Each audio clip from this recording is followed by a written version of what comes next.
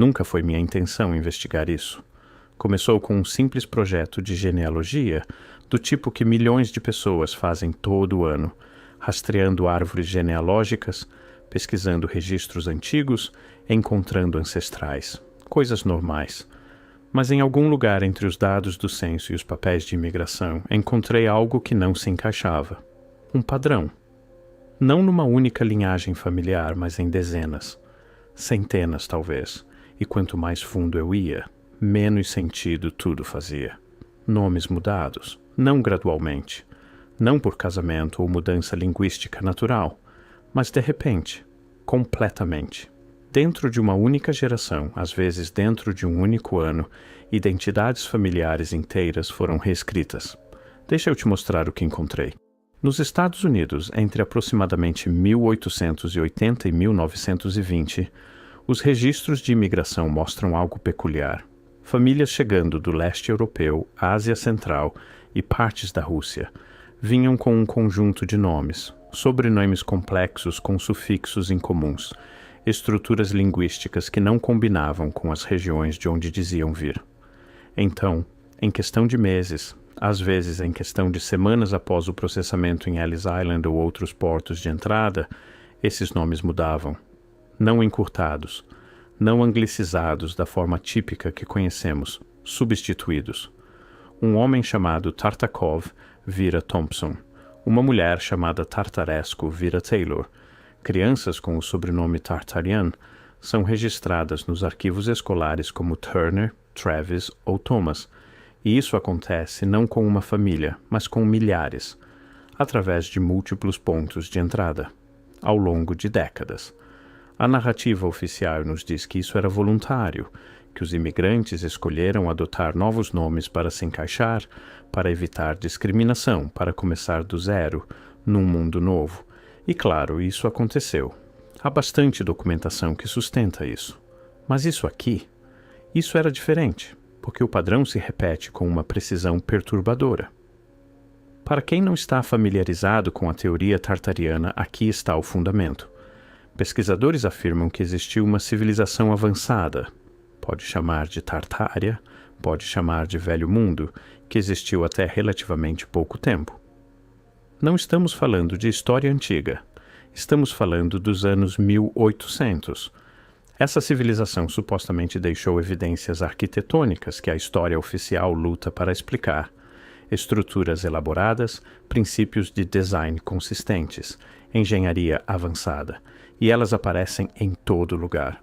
São Francisco, São Petersburgo, Melbourne, Buenos Aires, Calcutá, construções que compartilham a mesma linguagem arquitetônica, o mesmo nível de sofisticação, o mesmo detalhe curioso, primeiros andares enterrados no subsolo, janelas meio submersas, como se algum evento catastrófico, uma inundação de lama, tivesse coberto os níveis originais do solo.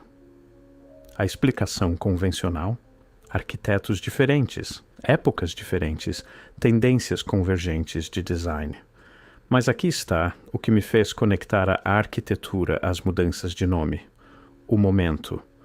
O mesmo período em que famílias estavam apagando seus sobrenomes tartarianos, aproximadamente 1870 a 1920, coincide quase exatamente com quando esses edifícios magníficos começam a ser atribuídos a arquitetos locais com rastros de papel convenientemente completos.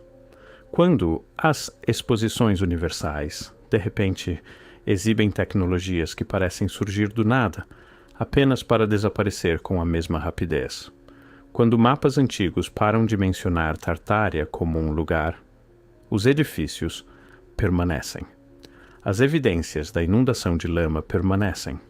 Os mistérios arquitetônicos permanecem.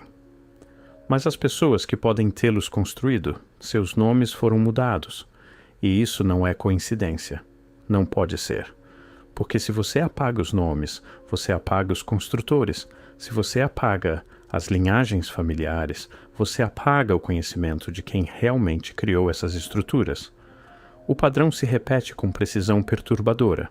Onde quer que você encontre evidências arquitetônicas tartarianas, você encontra apagamentos genealógicos no mesmo período aproximado. Mesmo fenômeno, mesmos locais, mesmo silêncio sistemático. Se você acha que isso foi apenas um fenômeno americano, olhe para a Europa. Nos anos 1890 e início dos 1900, registros de censo na França, Alemanha, Império Austro-Húngaro e Império Russo mostram descontinuidades similares. Famílias com sobrenomes enraizados no que pesquisadores descrevem como origens linguísticas, tártaras ou tartarianas, de repente desaparecem dos registros administrativos, não porque morreram, não porque se mudaram, simplesmente viraram outras pessoas. Os Tartakovs de Moscou aparecem no censo de 1880. Em 1897, são os Tarasovs. Nome diferente, mesmo endereço, mesma profissão, nenhuma explicação nos registros. Na Prússia, uma família chamada Tartenberg aparece nos registros de propriedade por 3 gerações, 1820, 1850, 1870. Então, em 1891, a propriedade está listada sob o nome Tannenberg. Mesmo lote, mesma estrutura familiar, a documentação da transição? Sumida. Isso levanta uma pergunta simples, mas crítica. Por que famílias com nomes estabelecidos, direitos de propriedade e posição social voluntariamente apagariam suas identidades em múltiplos países, todas dentro da mesma janela estreita de tempo, todas sem documentação adequada e todas fingindo que nada mudou? Quanto mais fundo eu ia, mais eu encontrava. França, Itália, Espanha, Polônia, Romênia. O padrão se repete. Se você está achando essa pesquisa valiosa, considere se inscrever ou se tornar um membro do YouTube. Esse tipo de trabalho investigativo leva tempo, e seu apoio ajuda a manter essas histórias esquecidas de permanecerem enterradas. E aqui é onde fica mais estranho. Na China e Mongólia, durante o fim da dinastia Qing, reformas administrativas entre 1880 e 1910 incluíram padronização generalizada de nomes de família. Registros oficiais descrevem isso como modernização, uma forma de simplificar dados do censo e tributação. Mas os detalhes contam uma história diferente. Famílias em regiões historicamente associadas a populações tártaras, Mongólia Interior, Manchúria, partes de Xinjiang, viram seus sobrenomes ancestrais substituídos por equivalentes Han chineses, não transliterados, substituídos. E os nomes antigos, apagados dos registros oficiais. No Japão, durante a restauração Meiji, reformas similares aconteceram. O Edito de Sobrenomes de 1875 exigia que todos os cidadãos adotassem nomes de família formais. Mas o que raramente se discute é quantos nomes existentes, particularmente aqueles com conexões aos Ainu ou regiões do norte influenciadas pelos tártaros, foram silenciosamente eliminados dos registros e substituídos por alternativas aprovadas. Por quê? Por que a urgência? Por que a coordenação? Por que o silêncio? O Império Otomano apresenta talvez a anomalia mais gritante. Por séculos, o sistema administrativo otomano manteve registros populacionais detalhados, registros de impostos, listas de conscrição militar, escrituras de propriedade. Esses documentos são notavelmente abrangentes, exceto por uma coisa. Entre aproximadamente 1870 e 1920, registros de famílias com sobrenomes tártaros ou tartarianos se tornam cada vez mais escassos. Não ausentes, escassos, e quando aparecem, frequentemente são anotados como tendo adotado novos sobrenomes sob vários editos de reforma. Os nomes antigos simplesmente param de aparecer. Mas a questão é, o Império Otomano era multilingüe, multiétnico e relativamente tolerante com convenções de nomenclatura diversas. Gregos mantinham nomes gregos. Armênios mantinham nomes armênios. Eslavos, árabes, curdos, todos mantinham suas identidades linguísticas e familiares. Então, por que os nomes tártaros precisavam desaparecer? A explicação oficial desmorona aqui. Se assimilação e modernização eram os objetivos, por que mirar esse grupo étnico-linguístico específico tão sistematicamente, enquanto deixava outros intactos? Uma vez que você vê, não consegue desver. Estamos falando de um fenômeno que abrange múltiplos continentes, dezenas de países e sistemas políticos vastamente diferentes. Monarquias, impérios, democracias emergentes, administrações coloniais. E ainda assim, dentro do mesmo período aproximado, todos esses sistemas implementaram políticas similares que resultaram no mesmo desfecho: o apagamento sistemático de sobrenomes tártaros e tartarianos dos registros oficiais. Nenhum tratado internacional ordenou isso, nenhuma conferência global coordenou isso, nenhum poder único controlava todos esses territórios simultaneamente. E ainda assim, aconteceu. Em todo lugar. Tudo ao mesmo tempo. Este é o problema da coordenação. Como algo assim ocorre sem organização central, sem documentação, sem ninguém em lugar algum questionando por que linhagens familiares inteiras estavam sendo reescritas? As evidências sugerem algo muito maior do que coincidência burocrática ou mudança cultural orgânica. Se essa pesquisa está fazendo você questionar o que nos contaram, você não está sozinho. Deixe um comentário com seus pensamentos. Eu leio cada um, e suas percepções ajudam a moldar investigações futuras. Talvez o aspecto mais assombroso desse fenômeno inteiro seja o silêncio.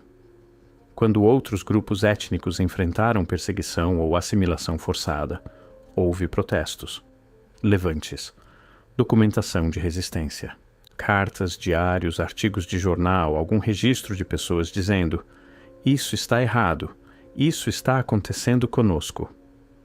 Mas para as mudanças de nome tartarianas, nada. Nenhuma resistência documentada, nenhum protesto registrado, nenhuma carta familiar dizendo: as autoridades nos forçaram a mudar nosso nome. Nenhum artigo de jornal denunciando o apagamento de patrimônio cultural.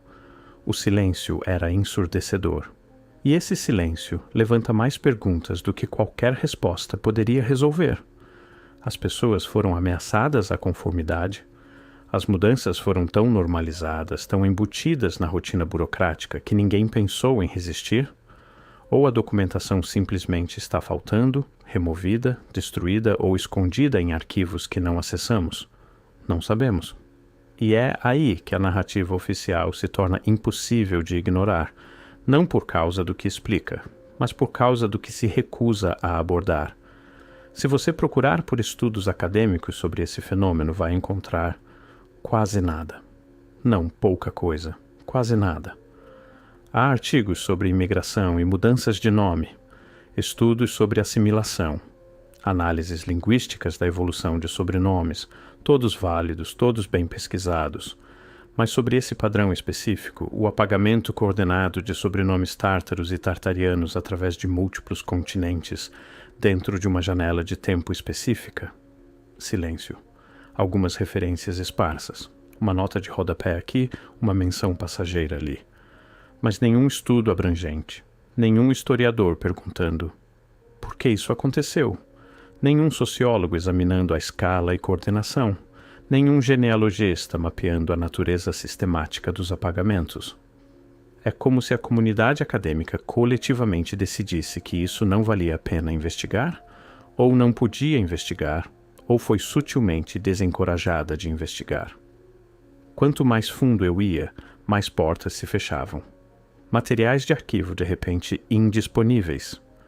Registros perdidos em incêndios. Bancos de dados genealógicos inteiros com lacunas inexplicáveis, exatamente nos anos e regiões onde essas mudanças de nome ocorreram. Não em todo lugar, não o tempo todo, mas o suficiente. Suficiente para notar, suficiente para se perguntar. Nomes não são apenas rótulos, são marcadores de origem, portadores de história, elos com terras ancestrais e povos esquecidos. Quando você muda um nome, você não apenas altera uma palavra, você corta conexões. Você torna mais difícil para os descendentes rastrearem sua linhagem. Você apaga pistas linguísticas que podem apontar para uma história diferente daquela oficialmente registrada. E se você faz isso sistematicamente, através de gerações, através de continentes, você pode efetivamente apagar uma herança inteira da memória coletiva. Dentro de 3 gerações, ninguém lembra os nomes antigos. Dentro de 5, ninguém sabe procurar por eles. Dentro de 7, a própria ideia de que havia algo para procurar parece absurda. Foi isso que aconteceu? Uma identidade cultural inteira foi sistematicamente desmontada através de algo tão simples quanto mudanças de nome? E se sim, por quê? O que estavam escondendo? Que herança era tão perigosa que precisava ser apagada não através de violência ou conquista, mas através de papelada e burocracia? Alguns rastros permanecem. Em vilarejos remotos pela Sibéria, Mongólia e Ásia Central, você ainda pode encontrar pessoas idosas com sobrenomes que carregam os marcadores linguísticos antigos. Tartakov, Tartarsky, Tartaresco. Nomes que, de acordo com as histórias oficiais, não deveriam existir, ou deveriam ter naturalmente evoluído para outra coisa até agora. Mas não evoluíram. Persistiram, em bolsões isolados, em lugares onde o alcance burocrático era limitado, onde as reformas não penetraram completamente, onde famílias se agarraram aos seus nomes apesar da pressão para mudar. E quando você fala com essas pessoas, ou lê os poucos estudos etnográficos que documentam suas histórias, um fio comum emerge. Seus avós ou bisavós falavam de uma época quando todo mundo tinha esses nomes. Quando os sobrenomes tártaros eram comuns, sem importância, normais. Então, algo mudou. Autoridades chegaram, papéis foram emitidos, nomes foram registrados diferentemente. E devagar, silenciosamente, os nomes antigos desapareceram. Não pela força, não através de violência, através da administração, através de papelada, através do simples ato burocrático de escrever um nome diferente num livro-razão. E aqui está a parte mais estranha. Ninguém parecia achar que valia a pena mencionar. Você deve estar se perguntando, o que tudo isso tem a ver com arquitetura? Com os grandes edifícios e infraestrutura avançada que outros pesquisadores associam às teorias tartarianas? Tudo. Porque se você apaga os nomes, você apaga os construtores. Se não há registro de pessoas com herança tartariana, então essas pessoas não poderiam ter construído nada. Não poderiam ter possuído conhecimento avançado, não poderiam ter sido parte de uma civilização sofisticada, simplesmente não existiram. E sem os nomes, sem o rastro de papel genealógico, não há forma de conectar descendentes modernos a tudo que veio antes. Nenhuma forma de reivindicar herança literal ou cultural, nenhuma forma de dizer, meus ancestrais construíram aquilo. O mistério arquitetônico e o apagamento genealógico podem ser 2 lados da mesma moeda. Apague os nomes e você apaga a reivindicação às estruturas. Apague as linhagens familiares e você apaga o conhecimento que essas famílias podem ter carregado. É elegante, de um jeito horripilante. Você não precisa destruir edifícios. Você só precisa garantir que ninguém vivo possa provar que seus ancestrais os construíram. Quanto mais eu pesquisava, mais percebia que isso não era só sobre nomes, era sobre memória. Memória cultural, memória ancestral, memória coletiva, tudo sistematicamente cortado através de um processo que, à superfície, parecia perfeitamente razoável. Imigração, modernização, eficiência administrativa. Mas tire as justificativas e você fica com uma realidade desconfortável. Populações inteiras foram desconectadas de sua herança dentro da memória viva e ninguém pareceu notar ou se importar. Como? Como algo tão massivo acontece sem consciência em massa? A resposta, eu acho, é que foi normalizado, burocratizado, transformado em rotina. Cada caso individual parecia razoável isoladamente. Uma mudança de nome aqui, um ajuste administrativo ali, nada sinistro. Nada digno de questionamento. Mas quando você dá um passo atrás e olha para o agregado, é impressionante. Então, o que realmente aconteceu? Eu não tenho respostas definitivas. Ninguém tem. Esse é o ponto. Mas posso te dizer o que as evidências sugerem. Entre aproximadamente 1870 e 1920, houve um esforço coordenado e global para apagar sobrenomes tártaros e tartarianos dos registros oficiais. Esse esforço abrangeu múltiplos continentes, envolveu dezenas de países com sistemas políticos vastamente diferentes e ocorreu com quase nenhuma resistência documentada ou reconhecimento público. Por quê? O que estavam escondendo? Que herança era tão perigosa que precisava ser sistematicamente apagada não através de violência, mas através de burocracia? Havia uma diretiva global que não conhecemos? Um acordo tácito entre potências mundiais para reescrever certas genealogias? Ou isso era algo ainda mais estranho, um tipo de autoapagamento cultural onde os próprios descendentes de Tartária escolheram esquecer? E se sim, o que sabiam que nós não sabemos? Nomes carregam histórias, linhagens preservam conhecimento. Quando você apaga ambos, o que mais desaparece com eles? Técnicas de construção, estruturas organizacionais, eventos históricos que não se encaixam na narrativa aprovada. Nunca saberemos. Porque as pessoas que poderiam ter passado esse conhecimento adiante foram sistematicamente desconectadas de seu passado.